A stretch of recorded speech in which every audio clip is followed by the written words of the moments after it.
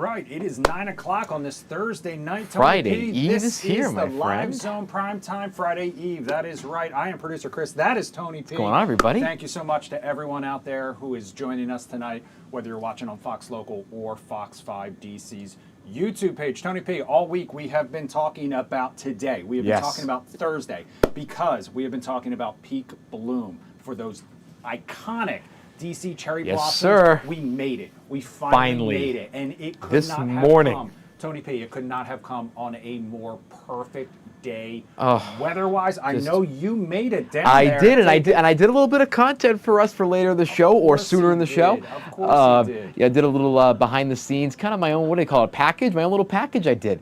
And talked about, what it looked like down there. And I don't want to give too much away, but it was truly a beautiful sight down there. Getting up this morning and not having to wear a coat, I could just wear my shorts and my t-shirt and go for my morning run at 8:30, and then going back out again at 10 o'clock to see some of the blooms. Can't really Truly see them in this beautiful. live picture from the Earth Cam down there, No, the Trust it's- for the National Mall. This is the Bloom Cam. Where's more? We need But more lights. I More promise lights you for this. We are going to show you some of those gorgeous blossoms, and we're Yep. going to show you Tony's videos from his little Pastel tour colors are down. back, my friend. Of course Finally, they are. my Don Johnson kind of half Miami Vice look tonight. Is that half of a full suit, or is that just a sport coat? This is actually a sport coat. So Just I a sport bought this coat. in Georgetown a couple years ago at Rag and Bone. Okay. It's Beautiful a great I store love down that there. store, Good people down there. And I just thought, you know what? You add a little kind of, okay. First of all, okay, just because I can afford one jacket now and again does not mean I have 5 money trees in my backyard. I don't even have a backyard. I can't afford a backyard. I know with Tony okay? P. Future life, I'm coming back as Tony P. I feel like Tony P, you know what else today was? What is it supposed to say? Major League Baseball opening was. day. We had a good day in the opening TMB. night last night, opening day today. The Nats played, the Orioles played, Both. your Boston Red Sox played, my Philadelphia And Phillies one played. thing in common, what happened?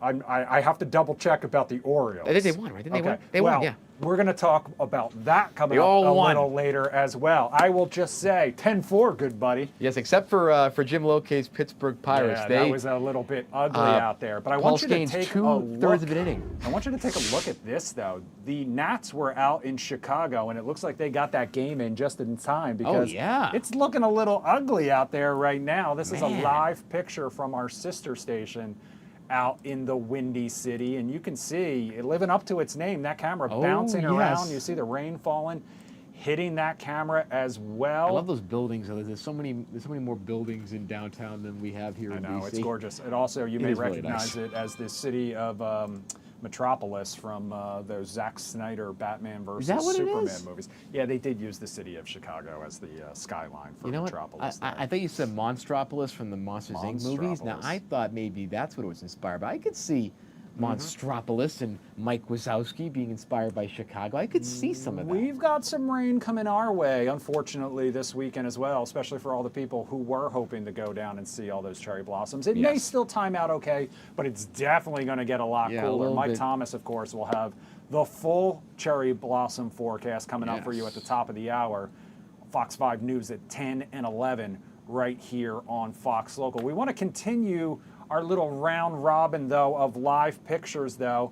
Now we're heading to the Senate floor where you can see some lawmakers, not exactly burning the midnight oil because it's only 9 o'clock, but Right. still at work. And right now they are talking about efforts to fund the DHS, which is still partially shut down, has been for more than 40 days, which is leading to some epic delays at some airports because of yes. those long TSA lines. And I know you are talking about that coming up in just Much a little more than bit delays when we there, take Chris. a look Yeah. at your run. Yeah, we are talking about like almost record long lines at TSA as a result of this ongoing shutdown. At the Exactly. same time, that's the Senate. The House holding hearings related to COVID-19 fraud at the same time, Tony P. So this is an investigation and hearing into that is currently happening. We've got 2 live pictures from there.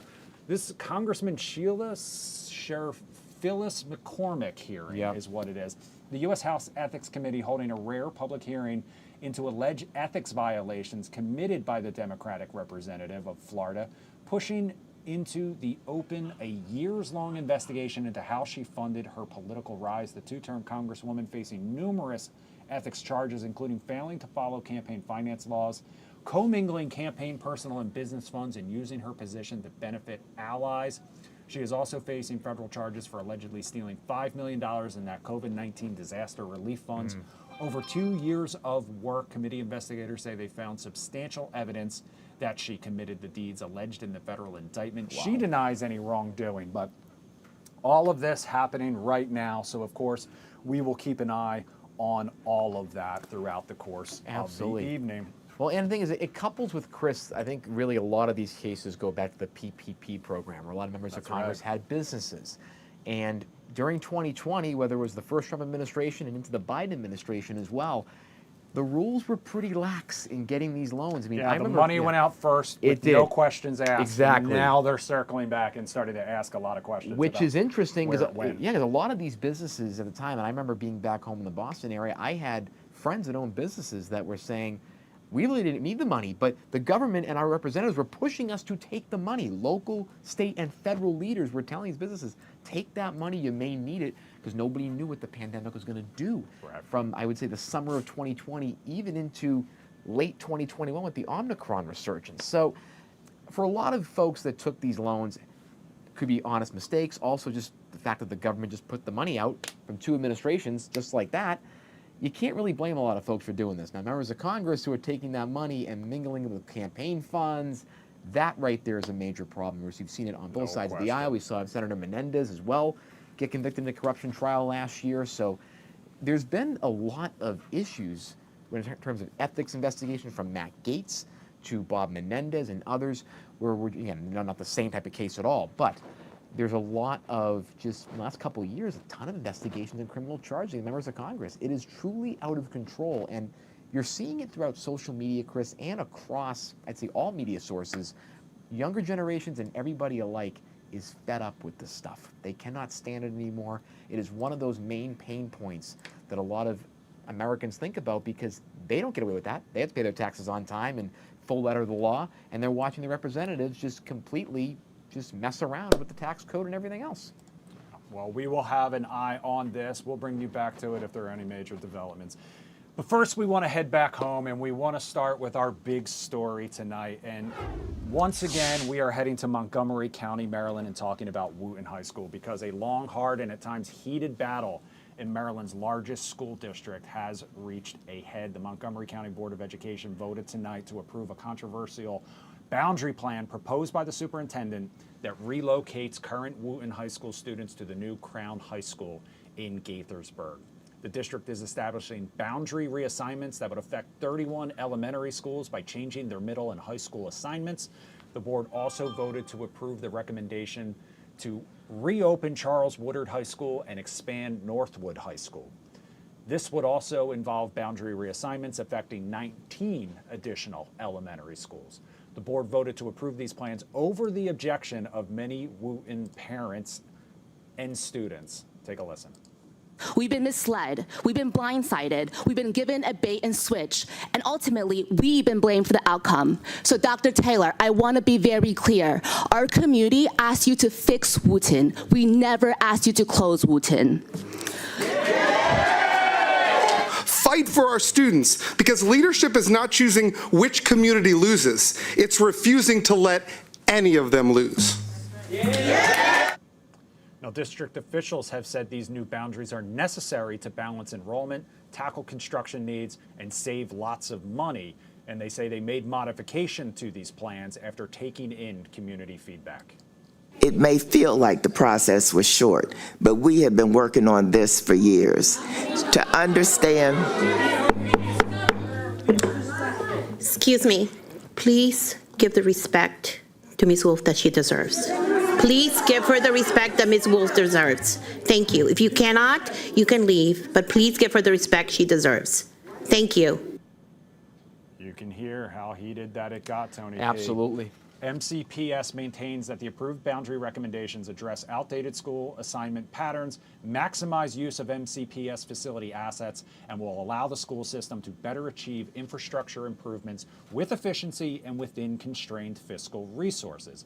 Understanding that these decisions impact thousands of students and that there is no ideal or perfect boundary map, MCPS prioritized a transparent process that included numerous in-person and virtual sessions, multilingual outreach, and a digital platform featuring interactive maps and data tables. This is what MCPS said in a release this evening. The efforts resulted in thousands of survey responses and meeting participants from every corner of the county.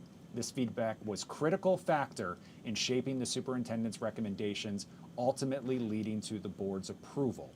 Now that the recommendations have been adopted by the board, though, MCPS will begin implementation. The changes in boundaries and programs will begin to take effect for students in the 2027-2028 school year. Now, for more on this vote, reaction, and what comes next, Wootton High School parents Rebecca Jacobs, Andy Spivak, and Daniel Press join us now live. Thank you guys so much for spending some time with us here on what I imagine has been not an easy evening, because as far as I understand, all three of you are opposed to this proposal, correct?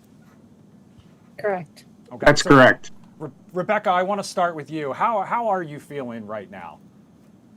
I am feeling deeply disappointed, but I want to be clear, I am not giving up.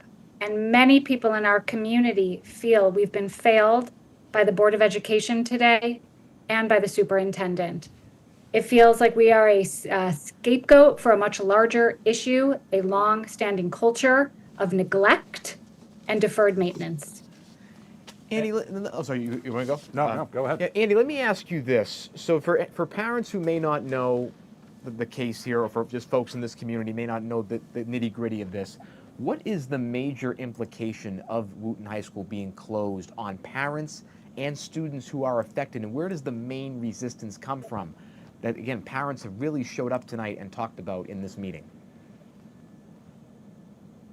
I mean, there are so many implications. I don't even know where to begin.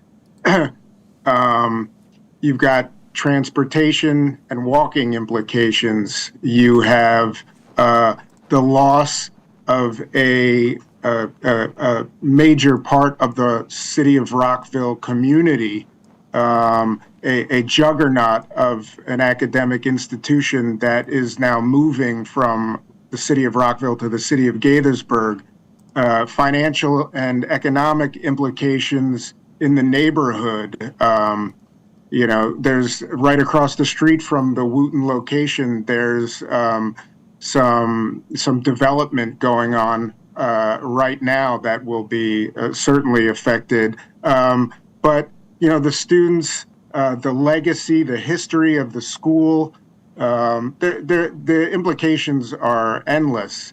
And unfortunately, I'm not surprised by what happened today. It's about as surprising as the New York Jets having another bad football season.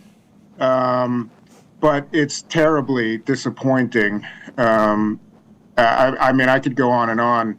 Yeah. But those are some of the many implications. Daniel, just a heads up, I think you might be muted, but I do want to ask you, were you at the meeting tonight? Can you take us back there and describe a little bit about how it went down and whether parents, I know a lot of people turned out. I know a lot of parents wanted the opportunity to be heard. Do you feel like they were? No, of course not. No. For a number of reasons, no. I feel like the decision to go with the superintendent's recommendation was premeditated. I think that, if anything, today gave us some closure to know that we can move forward with our next steps. But I was there at the meeting. I do not feel like parents were heard. I take issue, and I want to take the opportunity to point this out. I felt like the board showed some disdain, and it was really concerning to me. Councilmember Montoya accused anyone who would oppose this option H that we've called it, a racist. I couldn't help but notice that Board of Education member Julie Yang, who is an Asian American, was the only member to vote no. The closure for Wootton is 44% Asian. And honestly, Rita also opened by offering percentages, listing off what she eventually alluded to was the enrollment numbers of the Asian American and white communities in certain programs throughout the county. I am married to a Chinese American. My children are proudly two races, and they embrace the culture. And I felt like the entire Asian community was just very much let down. And this has been I don't want to use a racist lightly, but I do feel like there was some contempt there. And to see that the vote came through and to see how quickly it happened, it was alarming. But it has given us some closure, like I said, to move to the next phase. Given some of that contempt, Daniel, that you felt, and a lot of parents probably felt the same, were there any accommodations that were listed out by the board to some of the issues that a lot of parents had in terms of temporary help or just any type of things from logistical to even access to financial resources? Were those things made available, or is it just, hey, take it or leave it, basically? I don't want to shortchange the Board of Education MCPS's efforts to have been transparent in this process. They will tell you that they offered surveys. They will tell you that they offered opportunities for the community to give feedback. But the process seemed very rushed. It seemed very disingenuous, like the feedback didn't matter. You alluded to the surveys earlier in the opening, and it might surprise some people to know that option H was the second least popular option of all 8 options that were presented to the community. So when you see that thousands, by thousands, orders of magnitude, other options were much more preferred, that you feel like those efforts aren't being made. The language barriers for the Asian community that have first generation Chinese that have come here that do not speak English, there were not Chinese language options for them when there were communications that were provided in other languages. But Chinese, when you, again, 44% at Asian, it was at Wooten. It's hurtful. It's hurtful. Rebecca, so I know one of the things that came up at the meeting tonight was also about how some parents purposely moved near Wooten. They planned on sending their kids there. They planned on their kids being able to walk there. Was there any discussion about the impact that this plan will have on parents and families, to what the transportation situation is going to look like moving forward?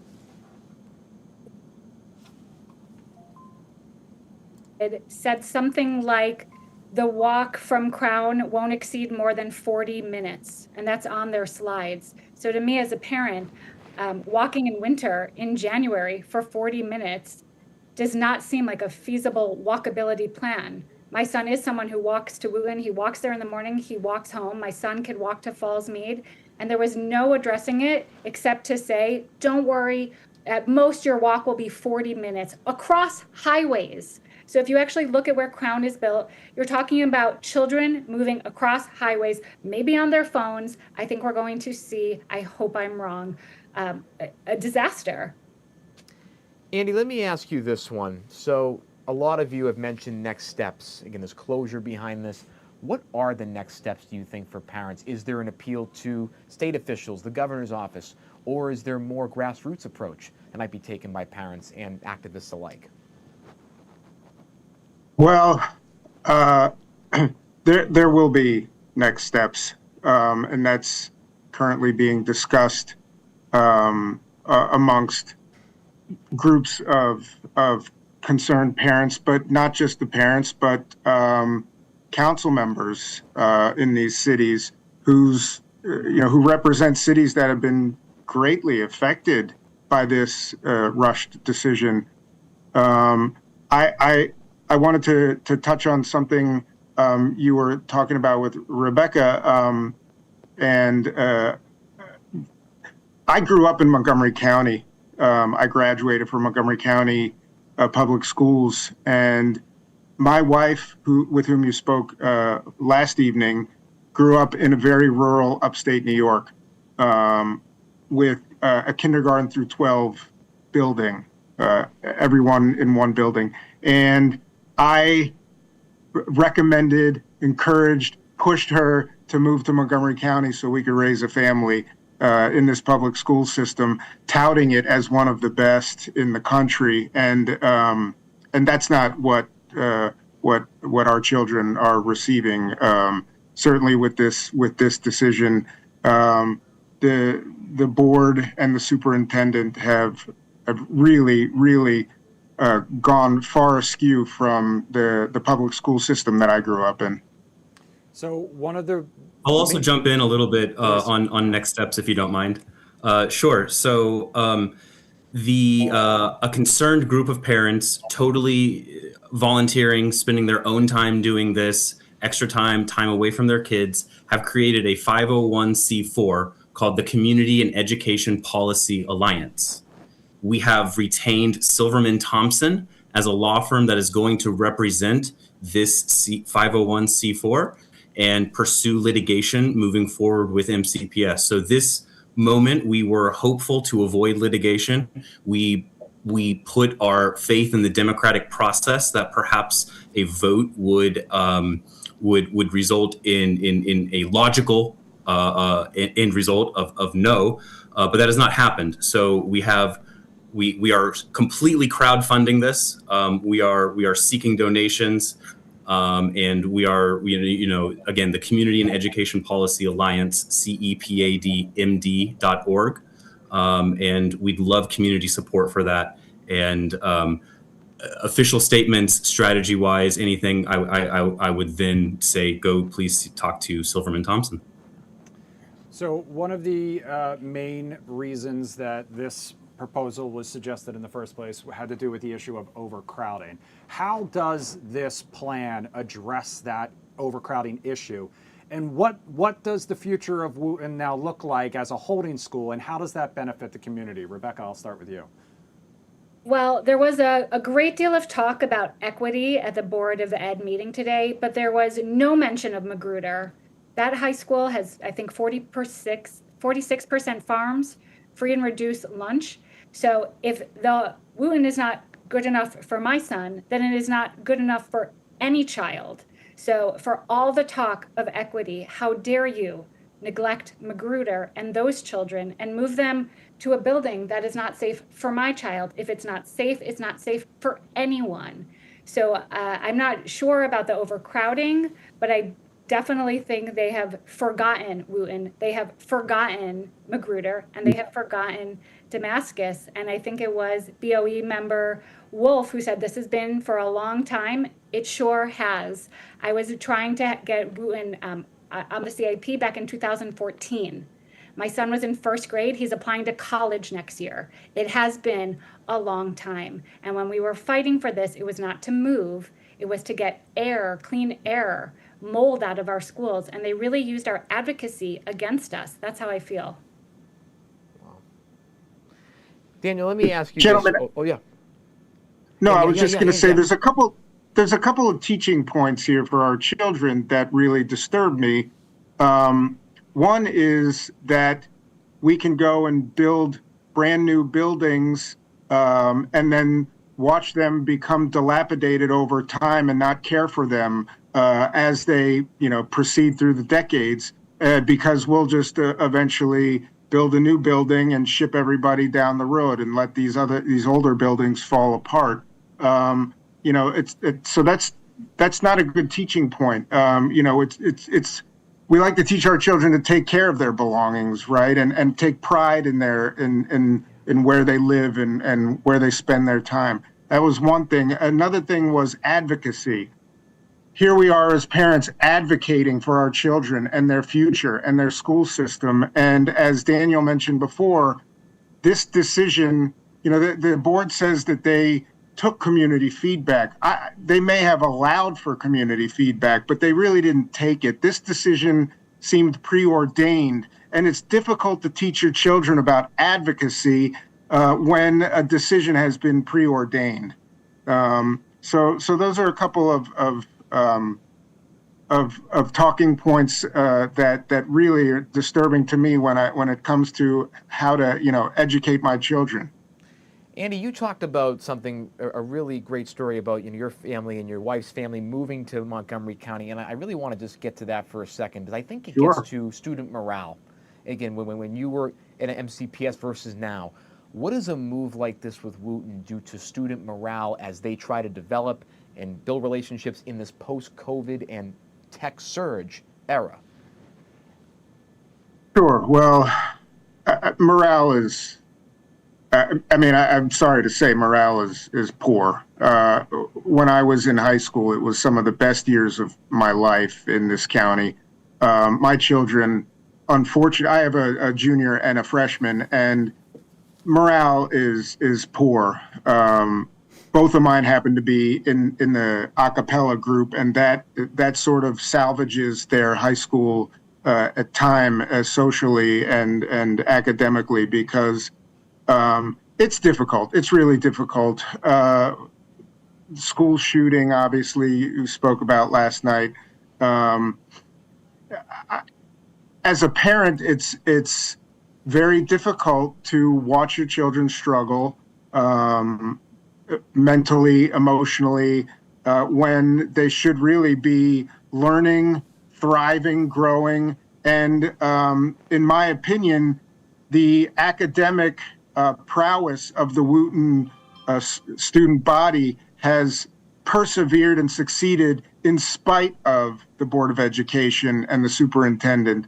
And don't get me wrong, they flaunt Wooten's prowess as they please, only to treat it like this. Daniel, Andy just mentioned the extracurriculars. I know that isn't necessarily the highest priority for a lot of people, but when it comes to extracurriculars, when it comes to sports in particular, is there a plan in place for how these changes will impact the student athletes who are maybe, these high school athletic programs can be a major stepping stone. That can mean college money. That can mean future earnings type of a thing. Is there any plan in place to address what this means for that? Not a very good one, if there is one. What I can tell you now is that Wooten and Frost, the middle school, share a very unique relationship due to their proximity. They actually can share facilities. So oftentimes, and this extends to extracurriculars beyond just sports, which is an important aspect, but also to music, to band. They're able to share fields, track, music rooms. And I don't see that's an impossibility for the Frost kids, depending on what happens to Wooten, because we believe it might become a holding school, and we believe that transition will be difficult. Obviously, older brothers and sisters are not there for their younger siblings. It's a different group, so they lose that mentorship as well and that relationship as well. But I do wonder if and when Wooten will become a holding school, because it's an unfunded mandate at this point, because there is no money to make it even a holding school. There's no money to make it good enough for Magruder to be there, our good friends at the Magruder cluster. Rebecca, speaking of that, the unfunded mandate and money, one of the items that the Board of Education mentioned in MCPS was this would save a lot of money in terms of some of that, freeing up some resources. Did they indicate tonight or in previous communications where some of that extra money may go? And were they towards any of the concerns that parents have laid out before this vote? Not that I'm aware of, and I believe today it was like when Wooten is in the budget, then there will be money, but we're not in the budget. So I don't understand what that means. And in addition, when they voted for this plus the regional programs all in one vote. So it was very confusing. These are two completely different decisions. One is about where students live, and the other is about access to special programs. And by combining it, made it very easy for the BOE just to raise their hand instead of having intellectual, honest conversations. There should have been a vote about Wooten. There should have been a vote about Woodward, and then talk about the regional programs which are getting decimated that parents may or may not be aware of. Wow. So my next question is for each of you. I'll start with Rebecca, then we can ask Andy, then Daniel. So obviously the plan of implementation is the 2027-2028 school year. So you, Andy, I know you mentioned you have a freshman, I believe. So it's the younger students that this will most impact. For each of you, what conversation do you now have with your students about what this means? And what conversation would you like the school to have with their students tomorrow about what this means for them? That's a great question. I have a junior, and next year, we're starting to look at colleges. We're trying to stay the course of trying to go future, but also while you're in this future forward thinking, you're in this vast uncertainty.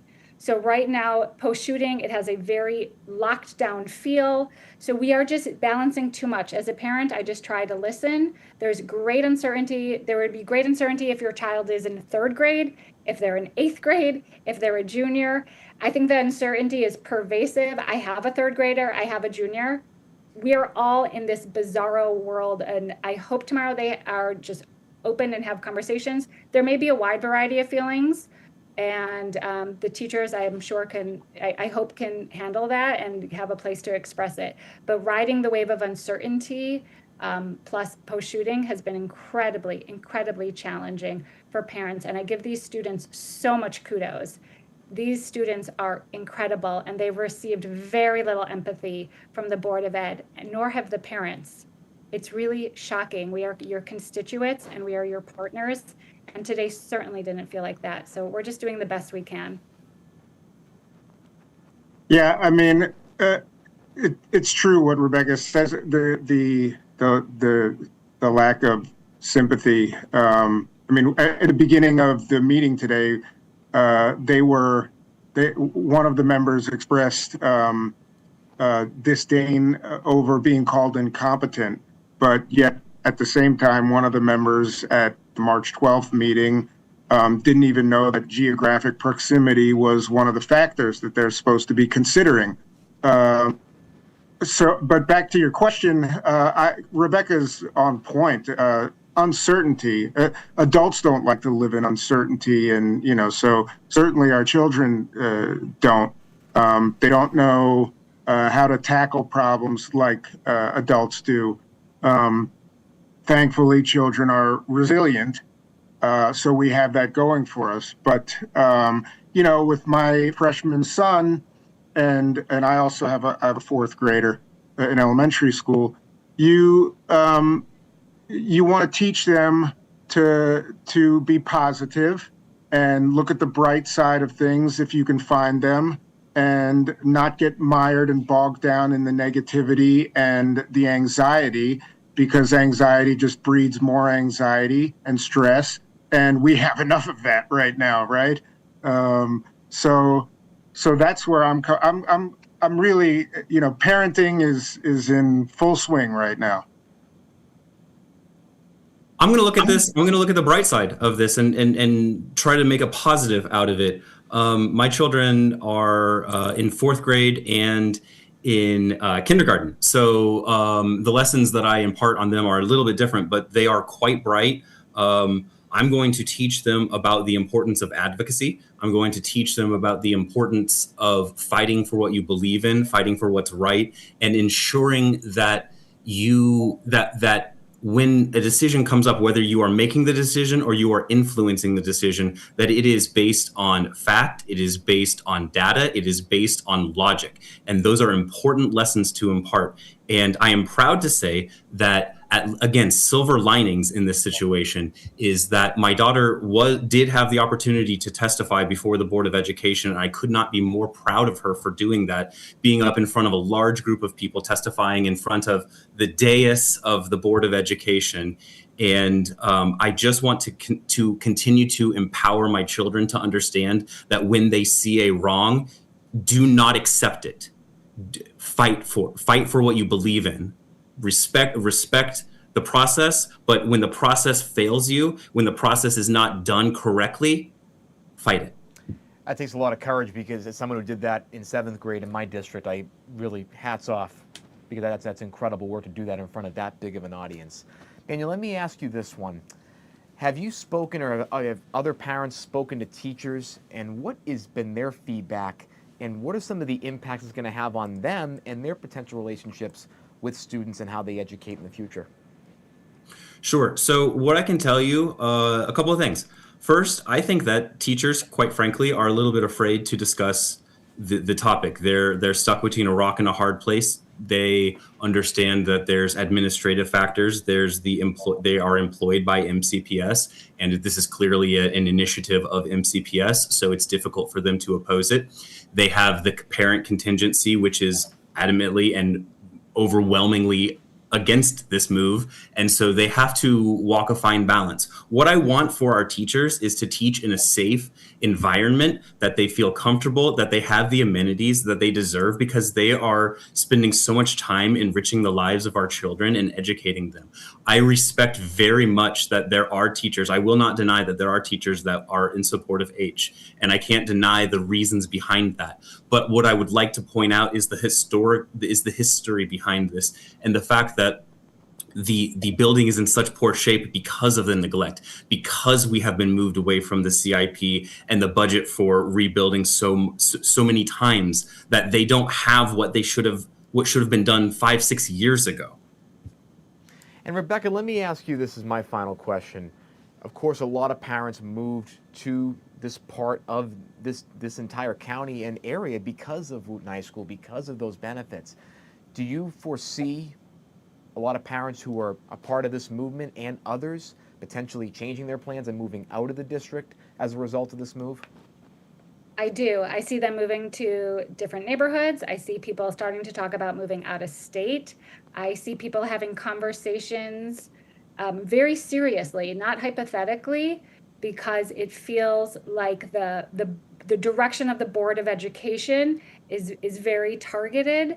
And I would just urge everyone to vote for the BOE. I think historically people do not show up. I know the candidates, I read their information. So my plea would be, because this board makes $3 billion decisions. They make boundary, they make curriculum. So please pay attention. We know, because we are feeling the real life impact of this vote, of just 5 people raising their hand and wrapping it up. And so please vote. That's my urge. And yeah, I already have a child in an independent school. I already have one kid out of MCPS. I'm not sure what I'll do with my 3rd grader. My other son will ride it out for 1 more year. All right, Rebecca, Andy, and Daniel, thank you so much for spending some time with us here on the Live Zone Thank Prime you all. Time and sharing your opinions and your thoughts and your passion for this topic. Thank you for Thank giving you us for time. having us. All right, Tony P., we're you going to so take you back to Capitol Hill, where Yes. Maryland Congressman Glenn Ivey now speaking. So we'll take a listen in as we take a quick break. Very, very good. Thanks, guys. Taking the money from a foreign contributor, which is a corporation, not a foreign contributor. I want to be very careful, clear. Okay. The committee has not, and is not suggesting that it has the evidence to show that she knew that Petrogas Haiti got all its money from the Haitian government, but that she did have reason to know that Petrogas Haiti was a corporation who could not donate to her campaign. Okay. So it was solicitation and acceptance of an improper campaign contribution. My point about the code of ethics charge is that you don't need to procedurally find that the criminal law of money laundering has been proven by a reasonable doubt under those standards. She has been charged with failing to uphold the money laundering laws and being a party to their evasion. Under the Code of Ethics of Government Service.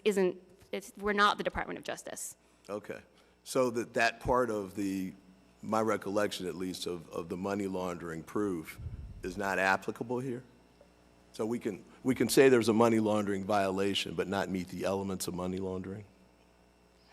I think if you felt that she was not upholding the money laundering laws and was a party to their evasion, that is within your discretion. I'm not saying I don't think the elements of the money laundering charge were brought, but I do think it is a lesser standard than proving a crime. That is not what we are here to do today. All right. Counsel, what your thoughts on the I mean, laundering aspect? the committee hasn't offered any evidence that she had any knowledge of this. What they've done is put up a highly prejudicial, false flow sheet here saying that $12.5 million came from the Haitian government. If I heard correctly, they're saying that they're not able to prove that up, that the money came from the Haitian government, or that they're not able to do that at this time.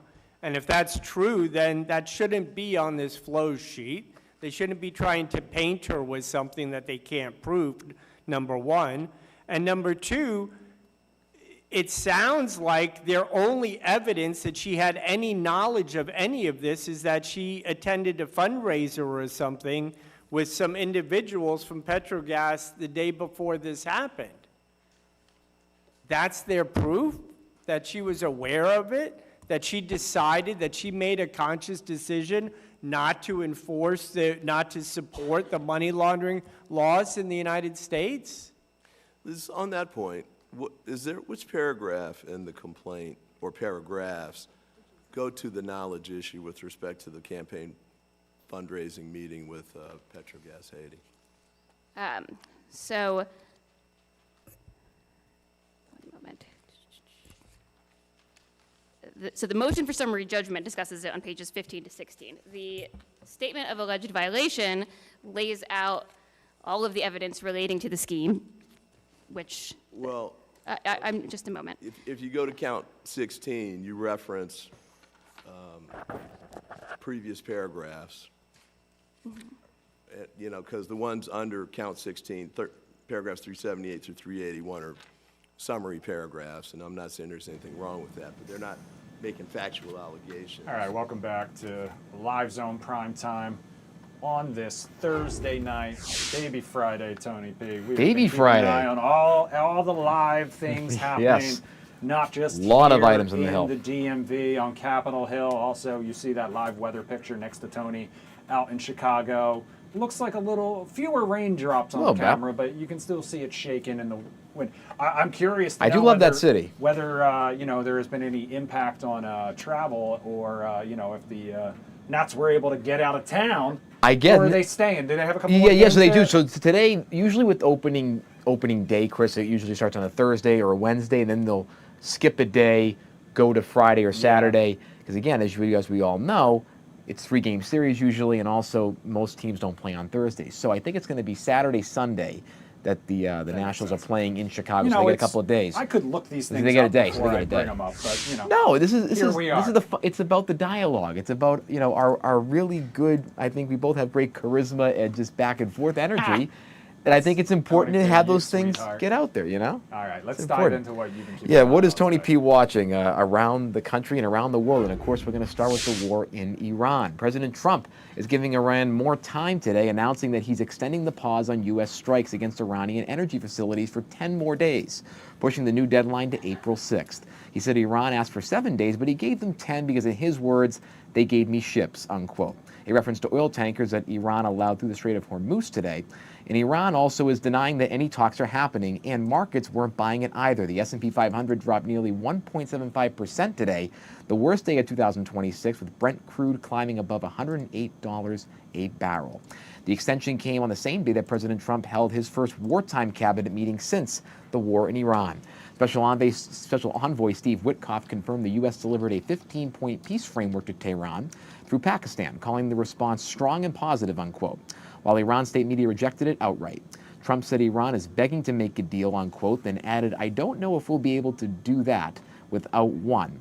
Quote, quoting also, we'll just keep blowing them away, unimpeded and unstopped, talking about the current U.S. attacks on Tehran. Back home, the DHS shutdown hit day 41. We talked about this earlier, with no resolution as of yet. Senate Republicans offer what they called a last and final proposal today, funding most of DHS while carving out ICE deportation operations funding. Democrats rejected it, and Congress leaves for a 2-week Easter recess as early as tomorrow, though Majority Leader Thune hasn't ruled out keeping the Senate in town, as President Trump separately is pushing on Truth Social for Republicans to kill the filibuster. Thune says the votes aren't there, unquote. The fallout at airports from this shutdown goes well beyond long lines, folks. TSA Acting Administrator Han Nugent McNeil told Congress today The situation is, quote, dire. Over 3,100 officers have called out for Wednesday alone, leading on top of nearly 500 have quit since the shutdown began, and some airports are seeing call-out rates above 40%. Wait times have now hit an average of 4.5 hours, the highest in TSA history, and McNeil warned smaller airports may have to shut down entirely as well. FEMA's disaster fund is depleting as well. Cybersecurity intelligence hasn't been shared properly, and new TSA hires won't be trained in time for this summer's FIFA World Cup potentially because of the shutdown. Some workers, she testified, have been donating plasma and sleeping in their cars to survive as well. So a very sobering outlook of what this shutdown has done beyond what it has done to passengers who are taking flights. In New York today, Nicolas Maduro and his wife Celia Flores returned to Manhattan federal court today for a first-time hearing since their January arraignment. Their lawyer pushed to have the drug trafficking case dismissed, arguing the U.S. is blocking Venezuelan funds from covering their legal fees. Judge Alvin Hellerstein wasn't having it and, quote, "I'm not going to dismiss the case," unquote. Though he signaled concern about the funding issue and is expected to give the Justice Department time to resolve the issue. Both face narco-terrorism and drug trafficking charges carrying potential life sentences. No trial date, Chris, was set during this hearing today.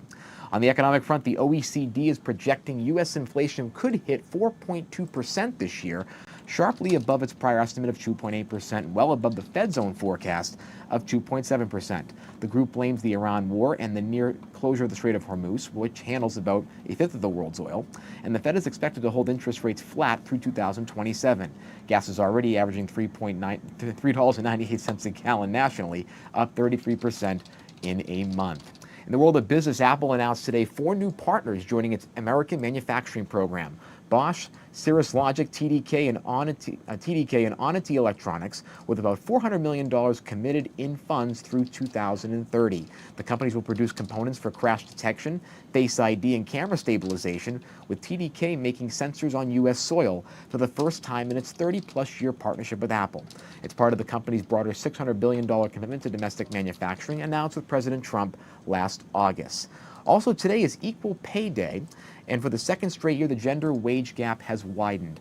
The first back-to-back increase since the 1960s. Women working full-time now earn 81 cents for every dollar men make, down from 83 cents the year prior. Men's median incomes grew 3.7% between 2023 and 2024, while women's stayed flat. Advocates say updated figures for 2025 arrived this fall, and they're bracing for more of the same and potentially 3 years in a row where the gap could widen. In the world of entertainment, the Oscars are leaving Hollywood. Starting in 2029, the ceremony will move from the Dolby Theater, its home since 2002, to the Peacock Theater in LA Live in downtown Los Angeles. Under a new 10-year deal with venue operator AEG running through 2039, the Peacock will seat about 7,000, twice the Dolby's capacity, and already host the Emmys. And the move also coincides with the show's jump from ABC to YouTube, also beginning in 2029. The 100th Oscars in 2028 will be the last at the Dolby and the last on network television. So a lot of moves, and could this mean a different style of Oscars, Chris, or formatting? Who knows, because this is definitely a major shift in the award shows. In her first interview since her mother vanished, Today's Show anchor Savannah Guthrie revealed in a second part of the interview on the Today Show today that when family arrived at Nancy Guthrie's Tucson home on February 1st, the back doors were propped open and her phone and purse were still inside. The family is offering a $1 million reward, and the FBI also an additional $100,000. And for any tips, they are saying to please call 1-800-CALL-THE-FBI. So some more evidence being released, hopefully in the case to get people to recognize to try to get her home, because this is truly an awful case, and we send all of our love to the Guthrie family.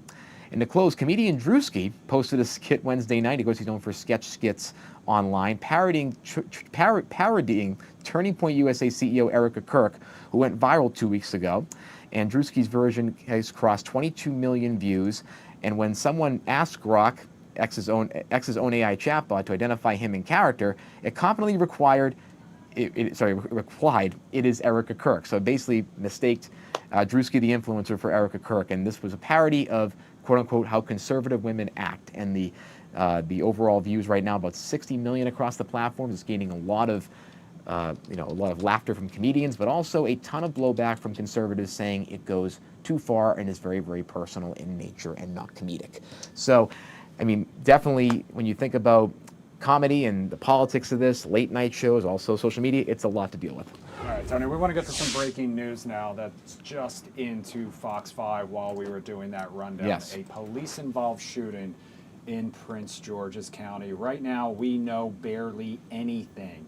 Police haven't said much, just posting on their X page a little while ago. We are responding to an officer-involved shooting near 23rd Avenue, and I don't know that I'm saying this right, Ager Road, A-G-E-R.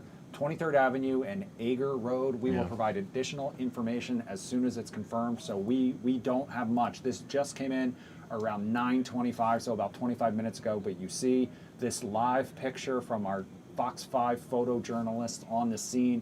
We, of course, will keep following this, have more information as we get it, and bring you the latest tonight at 10 right here on Fox Local 10 and 11. But Tony P, we're going to leave this live picture up.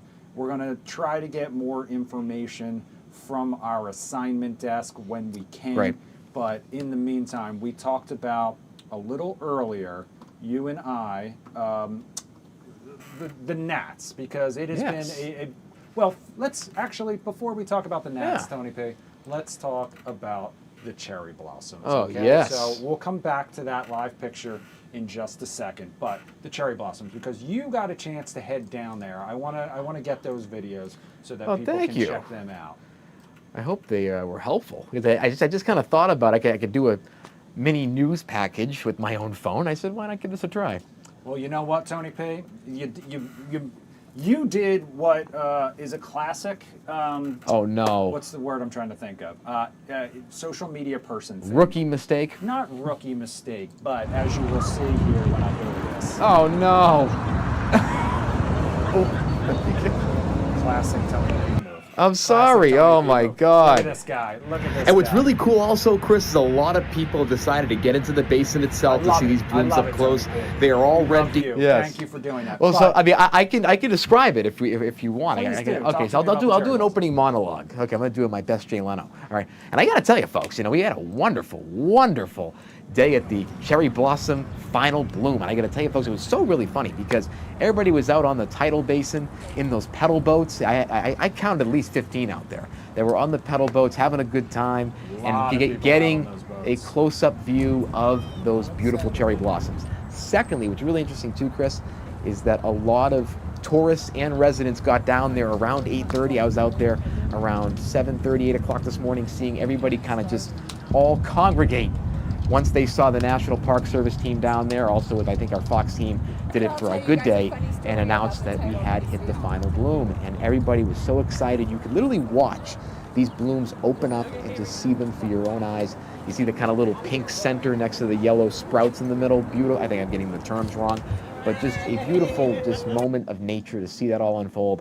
And it wasn't too packed, my friends. Today, I was up there from about 8:30, 9 o'clock to 9:45. It was not too bad overall with traffic, but if you're gonna do it the lunchtime hour during the week time. That's what the National Park Service was saying. I kind of heard some conversation they were having with different members of the community and tourists, and that's the best time to go. Weekdays, during your lunch break, go down there, take a look, because on the weekends, good luck to you. Good luck to you. And this weekend, that was the thing we kind of talked about a little earlier. Obviously today was a very ideal to get out and go check them out. Perfect. Weather-wise, some rain possibly moving in overnight, so tomorrow will be possibly a little wet. Yes. Saturday is going to be much cooler for sure. Of course it is. Yeah. The weekends, that's March for you. I know, we wanted it to come in like a lion and end like a lamb. When I'm not working, it'd be nice to have that weather.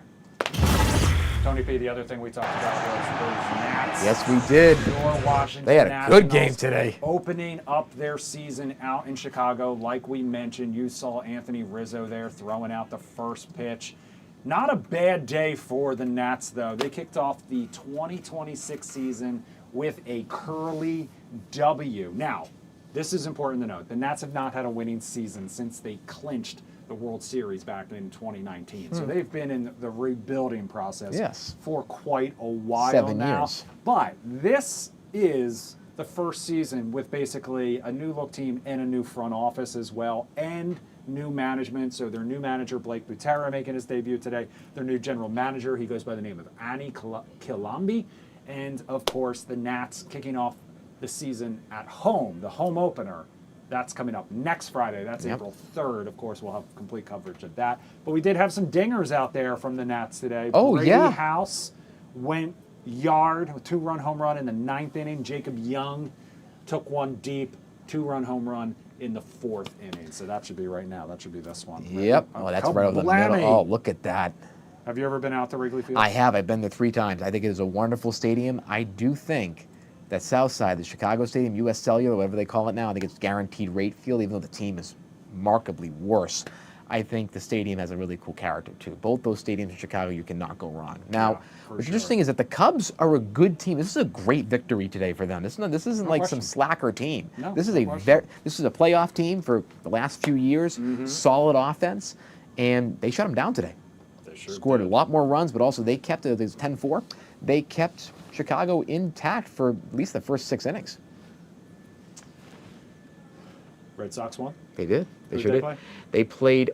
They were also in the Midwest today. They played the Cincinnati Reds. It was 1-0 for most of that game. Then they scored 3 runs. I think it was 3 in the top of the 9th to clinch that game. 4-0 victory for the Red Sox today. Also, the Orioles won, which was great too. I got to say, I have many friends that love the Orioles here in the DMV. They do it right over at Camden Yards. You cannot get a better ballpark and just an environment. And Yeah, the there's Maryland, no the M doubt about in DMV was out in full force They today. sure were. I was watching intern John's story out there. Oh, you were? Nice. Yeah, Oh, yeah, IART's always down there. Phillies won as well. They were playing the Texas Rangers. Final score was 5-2, but that really doesn't do justice to just how big of a shutout that game Oh, was. I can't remember the pitcher for the Phillies. Christian something. Yes. It'll come back to me. 10 strikeouts. And, of course, in like 6 or 7 innings worth of work. So a real hot really start. good. Real hot start. Kyle Schwarber had a 2-run home run. He hits a home run every time he gets up. I mean, they call him Schwarbombs for nothing. I mean, this is another Red Sox horrible decision to not re-sign him after we had him for a whole season. Not just the Red Sox, but also Chicago is kicking True. themselves, and the Washington Nationals, because you remember Kyle Schwarber Yep. was very, very brief. Basically, most of the Phillies team was Nationals at one point, including Trey Turner. And They stole from the Washington Nationals. But I'll tell you, it was a Washington perfect... Nationals did not pay their players, famously. Well, and that's why there's a lot of contention about selling the team and things like that. Also, Max Scherzer's still probably the highest paid player on the team. And also our friend and colleague, and our friend and colleague Jim Lokay had a shirt on social media today. Sell the team for the Pittsburgh Pirates, and they proved that today. They have a beautiful ballpark, but that team wasn't playing so beautiful today. Paul Skeens only 2/3 of an inning and 5 earned runs, then had to be pulled. Yeah, part of that was against the O'Neill Mets. Cruz's fault out in the outfield. Right. Messing up 2 easily catchable. Yeah. Misplaying 1 over his head and 1 he just lost in the sun. It was bad news Bears territory over there. Just a reminder, if you are watching right now, we are aware of what's going on. We are still waiting more details on this police-involved And we shooting pray for in Prince George's safety. County. We will have an update when we get it coming up here on Fox 5 News at 10 and right here on Fox Local, also online on all our socials, fox5dc.com. Yep. Tony P., the other thing, March Madness, we're down to the Sweet 16 action, kicked off tonight. But what's also interesting, some of those games are right here in Washington, I D.C. know. this weekend at Capital One Arena, including the St. John's Duke game. Yes, I'm going for Rick Pitino. I want him to win a championship. I just saw that speech that he gave to his players. It went viral on Vice Network. You run through a brick wall. Secondly, I think I'm actually going to one of those games on Sunday. I had a friend of mine invite me to go potentially to Capital One Arena, and we'll see how that goes. So we're waiting for confirmation, but I may be able to go to that game. This brings us full circle cool. because, like I said, I can report from down there. At the top of the hour, Tony P., what did I say? What'd you say? I said I want to come back as Tony P. Oh, God. I mean, listen, I have a very blessed life. I have people that love me. I'm somewhat healthy, even though I eat a lot of McDonald's and drink Diet Coke. However, so does the Commander-in-Chief, and well, he's, what is he, 78 years old? Those are the only, that and golf are the only things that we would ever agree on. Because that Diet Coke tastes good, McDonald's tastes good, and golf is fun. Everything else, we would diverge like a road. But all that, and also ketchup. I do like ketchup. All that being said, though, I think, for me, I'm just happy that I get opportunities. I have a lot of friends that like to take care of me and then give me some tickets. That'd be nice. Again, we'll see, though. I am blessed, though. What's interesting, just final close here, Chris, a little breaking news item. in the golf world. They do the indoor golf leagues like I told you about, but also there's a new creator golf league being launched for golf creators, launched by Grant Horvat, who's a major golf content creator, is launching a 16-member pro league for creators. So pretty cool stuff. First of its kind. That's going to do it for us tonight. You see Shamari Stone live on the scene. Yep. Updates coming up right now on Fox 5 News at 10. We'll see you tomorrow night.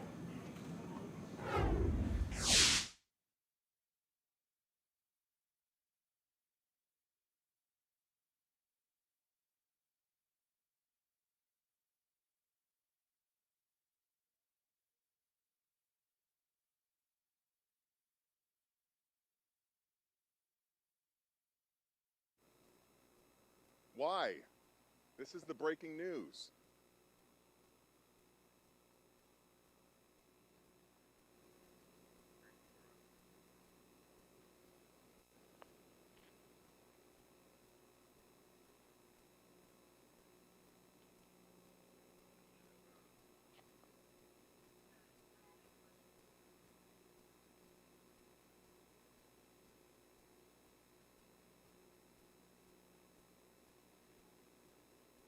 Clean your lens. Are they streaming now?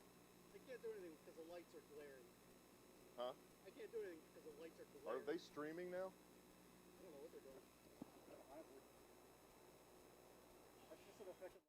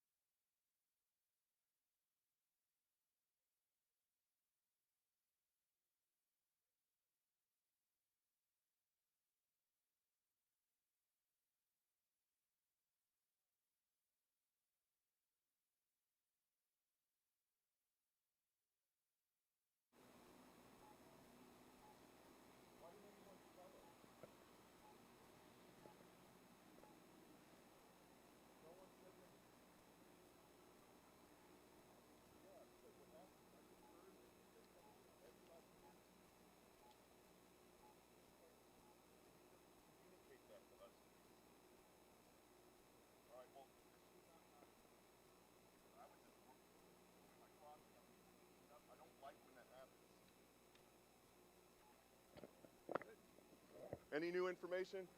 All right. It's ridiculous.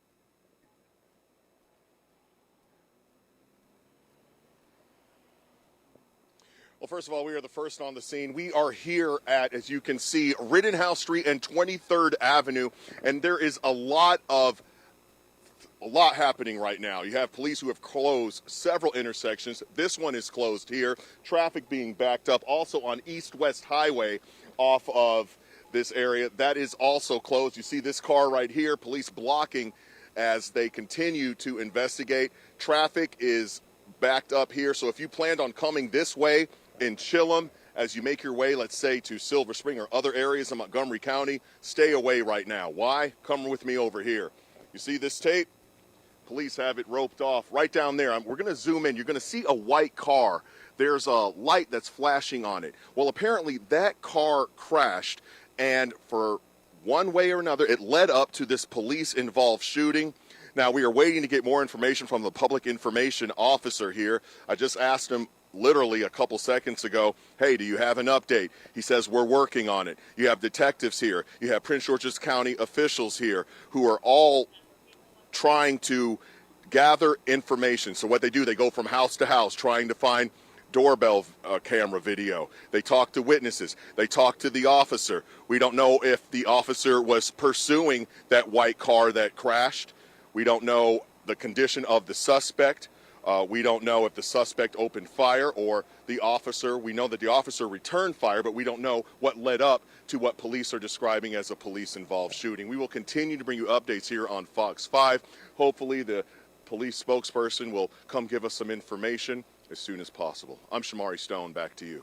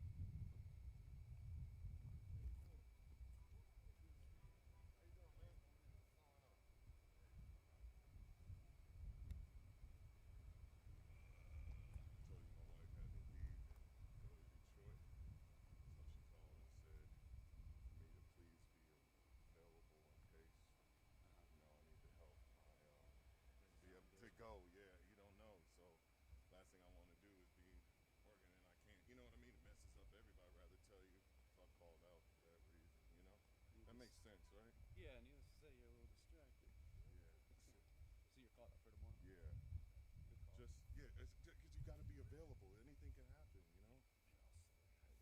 You gotta help. Hi.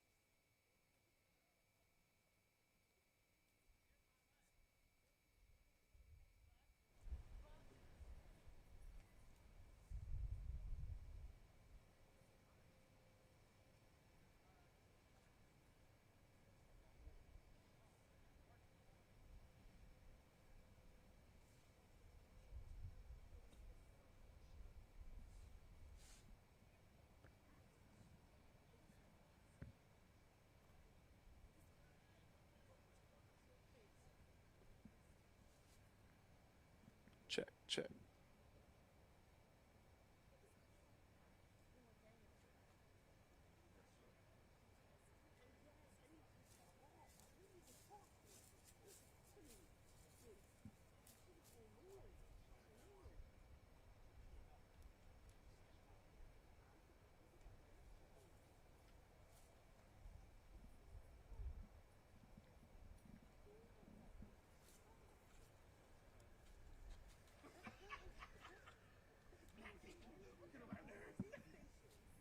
Okay.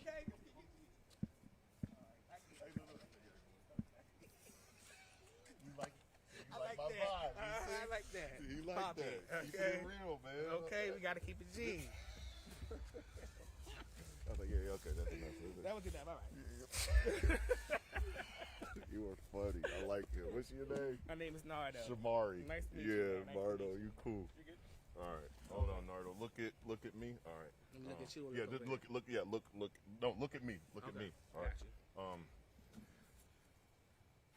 So you're inside your house. What's going through your mind? So I'm in the house. I'm like, what is going on? Is somebody shooting? Is it like, is somebody dead outside? What's going on? You know, it was very, very scary. So take me from point A to point B. What happened? So me and my sister and my mom were all in the house just chilling, eating, hanging out, and we heard some like commotion going off in like the front yard. But it's you know a bus stop here, so we didn't really think anything of it. That's not anything out of the like ordinary. And so we kind of paid it and just kept on, you know, going on about the day. Maybe like 15 seconds later, we hear like 3 or 4 gunshots. And my mom like, get low, hit the dirt. So we all got low, hit the dirt, of course. And, you know, me being nosy, I'm like, what's going on? Because it sounded like it was right inside the front yard. So my mom and my sister were kind of in like the kitchen ducking low. But of course, me being, you know, nosy, I kind of went to the front to like see what's going on. And I see like tall, kind of like my complexion guy here in like gray and black clothes, running towards the street, just taking off, dashing off towards the street. I'm like, oh my God. And then maybe like 5 or 10 seconds after that, it was like tires screeching. I'm not sure if like somebody crashed, maybe took somebody's car. I don't know what happened after that.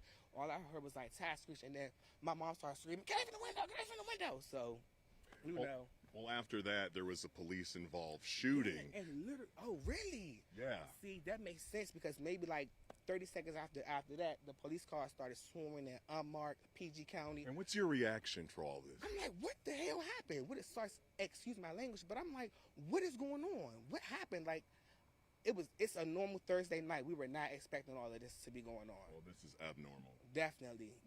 I was not expecting a police shooting at all. Thank you. No problem. All right. I want to introduce myself. No. For sure. This is my first time meeting you face to face like this. Hold on. I'm good. All right, appreciate y'all. You're good. Have a good night. All right. Doing your thing. Likewise. Hey, my guy. This my buddy here. He good. What's up, buddy? What's good, man? What's up, man? Think I do me. I know he was getting you. I was just gonna come over. I was gonna ask you the same thing. Nice I didn't want to to meet you. interrupt his flow. You know? He's silly. It's all good. All right, we got. You want to send in the front?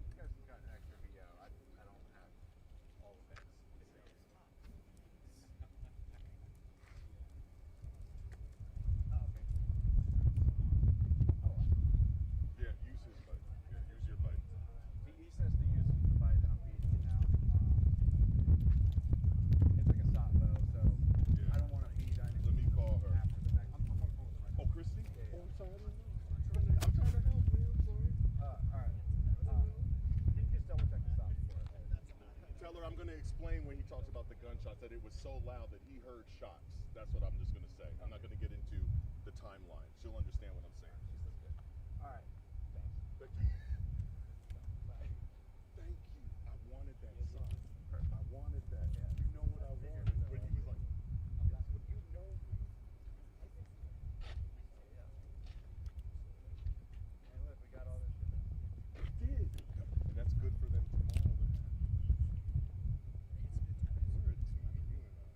Oh, wait, you about to laugh. Brian came over and he was like, you know how he goes, I have nothing to say. It's complicated. You walked away. So I'm the live with you. All right, yeah.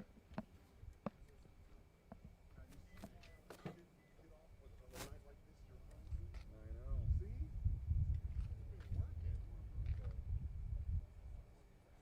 And tomorrow I gotta be available. So she, depending on her, because what happens, I didn't come in. I gotta leave. So I just be available.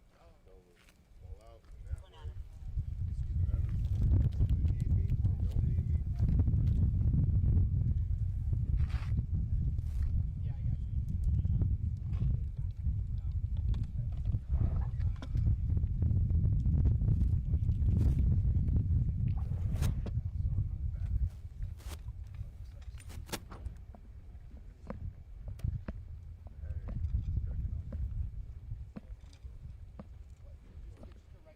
Are they about to start? No, there's no one over there. I just have to move my camera. I know. Oh, you're good.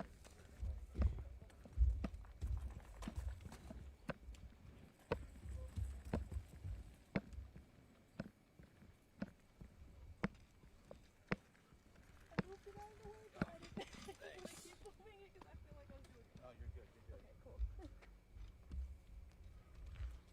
cool. All right, let me call you back.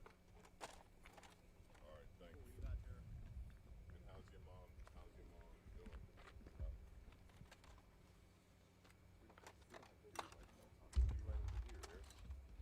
Oh, here, I gotta go. They don't want anyone in this. Oh, okay, let me come over here. Actually, that'd be Let's come over here. Because I'm using Ben's thing for my live shot, so I don't have to have everything look perfect over here. Like, that way I'm not. We're gonna walk and talk anyway. Yeah. How'd you know that?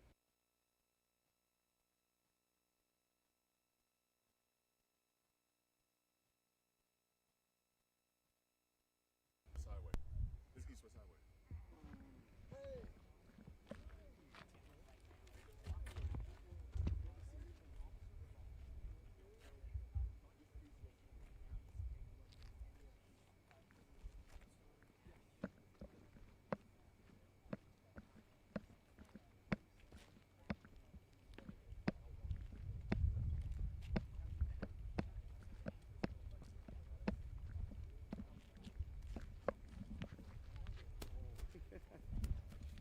It's not even on. Good to see you, my friend. My boy right there.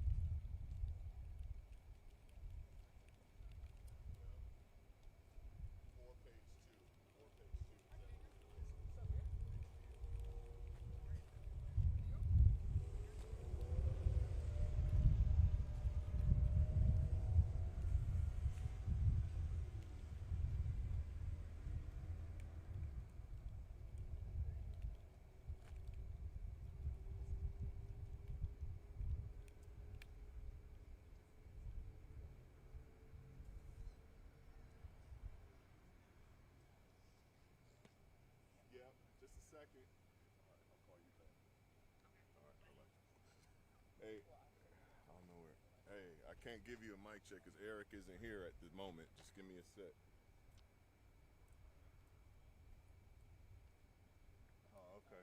Cool.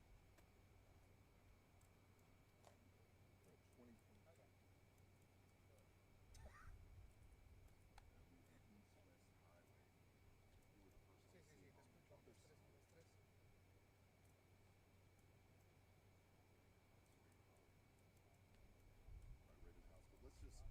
No, voy a hacerlo todo así porque no hay demás. Walked up to this. Sí, sí, sí. So what I'm gonna do is just give you what I want.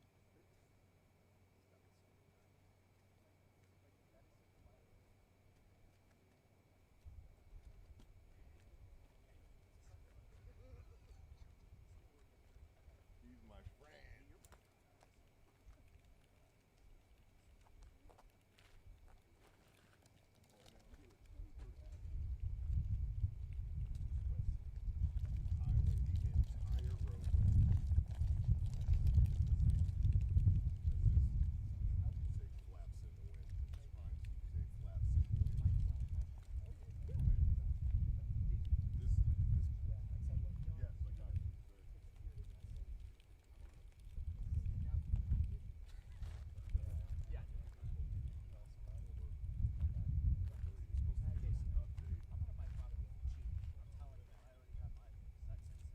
Yes, I have you. Is this on? Yeah. 1 minute, no problem. Is this on, Eric? Let me see. You tell me. Hello, can you hear me, Corey? Corey? All right, thank you, sir. Corey, please listen to me. This is important, sir. I'm going to be live here. I'm going to toss to Ben's live video of the white car. I'm then going to go to a man who heard the shots, which is the shot that Eric Mills fed in, and then I'm going to come back out live. All right, thank you. All right, let's do this. Eric. Snuck up on us a little bit there. I know. Ida, this is East West Highway, right? Yeah, and this is 23rd. Yep. Right now, police are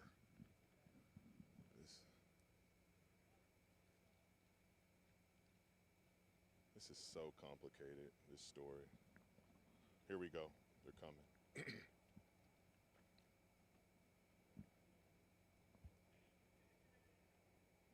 now, police investigating the shooting that in one of their officers. A spokesperson says that see it other side, but we're on Rittenhouse before.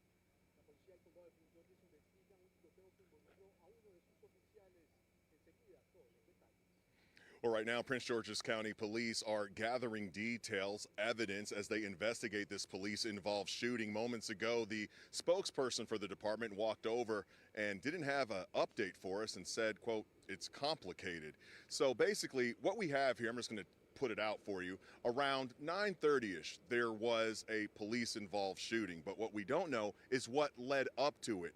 Now, I'm going to show you some live video from our other photographer, who is where I was going live with at 10 o'clock, and he has video of a white car. What we're hearing is that the suspect in this case was in that white car and crashed. We don't know if police were pursuing that car. We don't know what led up to the officer opening fire. We do not know if the suspect shot at the officer and then that officer returned fire. As you can see, we're waiting to get information from the police spokesperson here. You're now going to hear from someone I talked to moments ago, and it's really interesting. He says that he was inside of his home with his family and he heard the shots fired.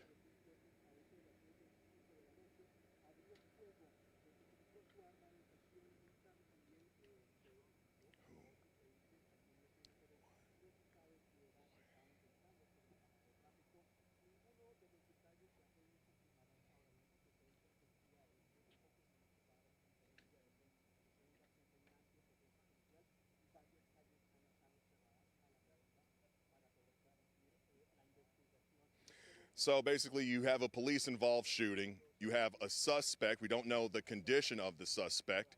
We have the officer involved in the shooting talking to investigators, so they're trying to figure out what exactly happened, what led up to this shooting. You have this active scene behind me, and you have people who could be getting off work, trying to get home on the late night, and East-West Highway is closed, as you can see, as this crime scene tape flaps in the wind this Thursday. On the other side is where that car crashed, the white car that you just saw, presumably the suspect's car, according to people we talked to in this community. So we will continue to bring you updates. And up right across the street right there, that is the Prince George's County spokesperson for the police department. And we're going to see if he has new information. We'll walk over there. I find out anything, I'll definitely let you know here on Fox 5. I'm Shamari Stone. Back to you.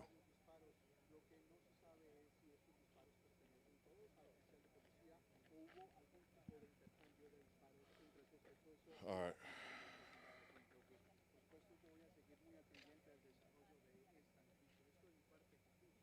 Where is he going? What's going on, man?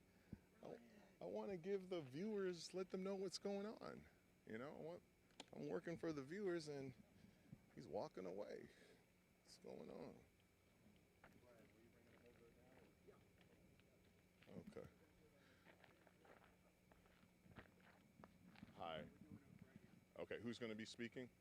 Chief Nader. All right, thank you. Chief Nader, can you hold this for me? I got to call Christy, please. Chief Nader's going to be coming right over there and giving a live or whatever thing. Can you call Christy?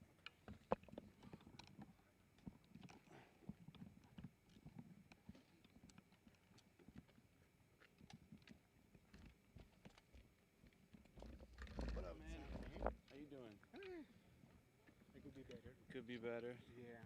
We need a thing. Why do we not have a thing? We need a pole. Go get a pole.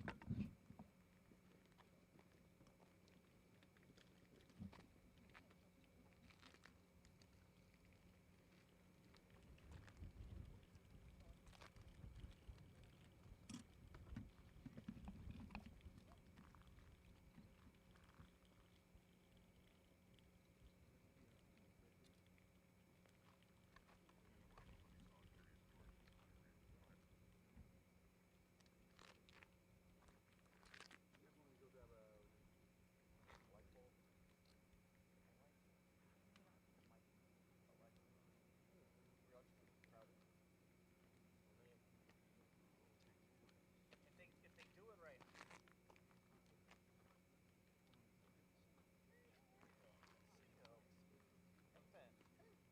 Run around. Like, does everyone have a clamp?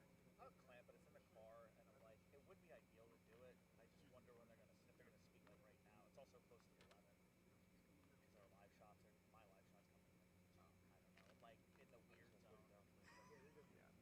I'll go get it just in case. Appreciate you. Eric, can I help you? You sure? Okay.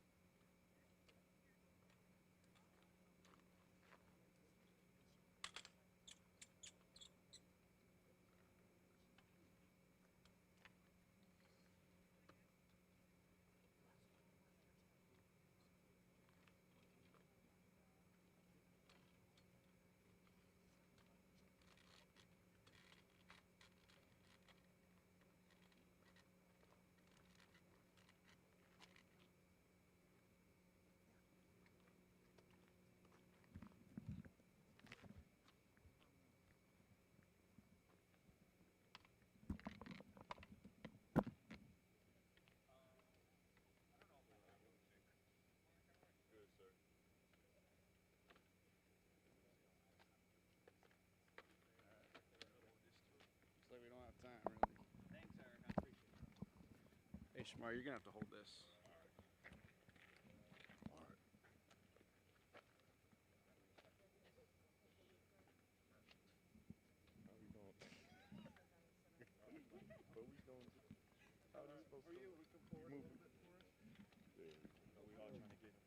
Sorry, Chief. No, we're good. I apologize. How you doing, sir? All right. Sorry, Chief. No, we're good. We're good. Thank you. All right. Good evening, everyone. Sorry, Chief.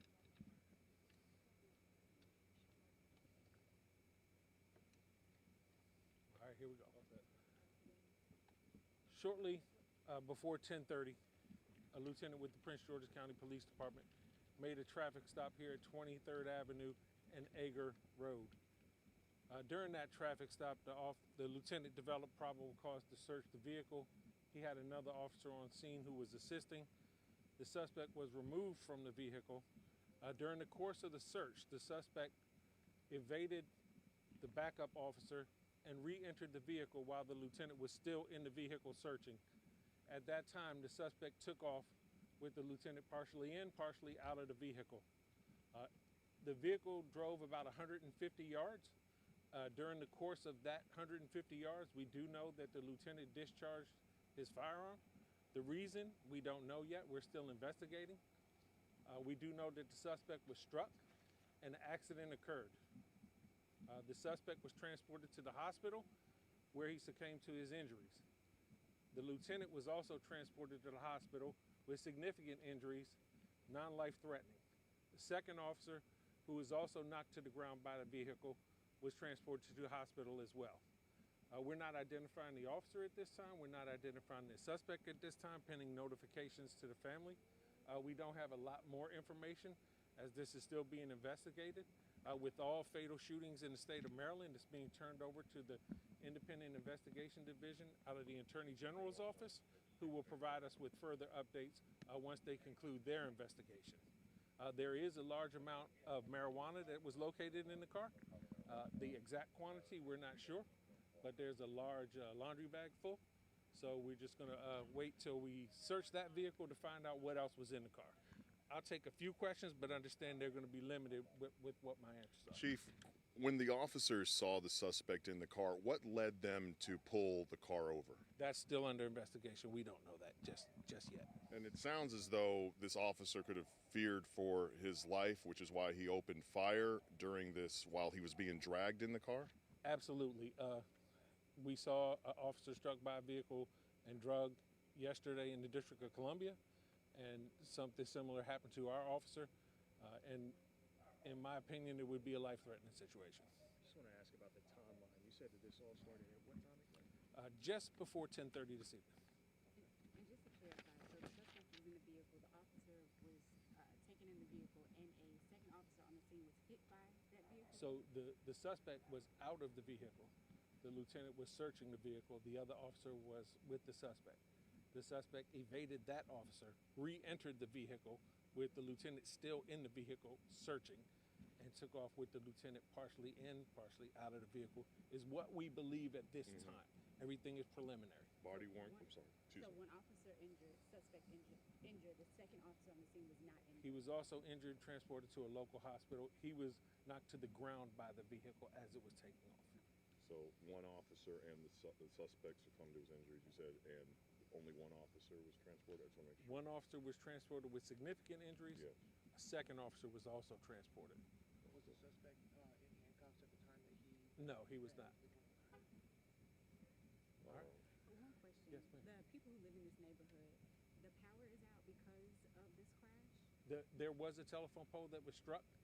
So whether the power is out, I'm not sure. It appears to be out, but we've coordinated with Pepco already. So we hope to get that back up and running. And the timeline for neighbors to return to the neighborhood? So we're not preventing anybody from returning from their home. They just can't come through the crime scene. So thank you. I noticed that you also said that you didn't want something like what happened in D.C. to happen here. Talk a little bit about the importance of protecting your officers. Well, I don't think I said exactly that, but obviously you never want your officers to be injured while they're out here trying to serve and protect the community. This is not the outcome that anybody wants. You never want to see life lost. regardless of the circumstances. So I wish it could have been different. I wish that, suspect would have cooperated and let the scene play out. And if it led to an arrest, then it led to arrest. That's something that he can dispute in court. But when you try to dispute that in the street like this, it doesn't end well, and it's not what we wanted. It's not what the officer wanted. Is there only one suspect? I'm sorry. Yes, one suspect. Does the suspect live in this neighborhood? Was moving through this area? We don't believe he lives in this neighborhood. We don't believe he lives in the county with what we know at this time, but he could be staying there. Chief, with the suspect's white car, we have video of it. After that shooting, he crashed? Yes. Correct? Yes. 'Cause that's the video. Okay, thank you. Yes. For the clarification. Okay, thank you all very much. Thank you. All right. So the suspect is still alive. Suspect is dead. Is that? Yeah, he did. Yeah. Suspect is dead. Do you think I can read? I am old. Very well done.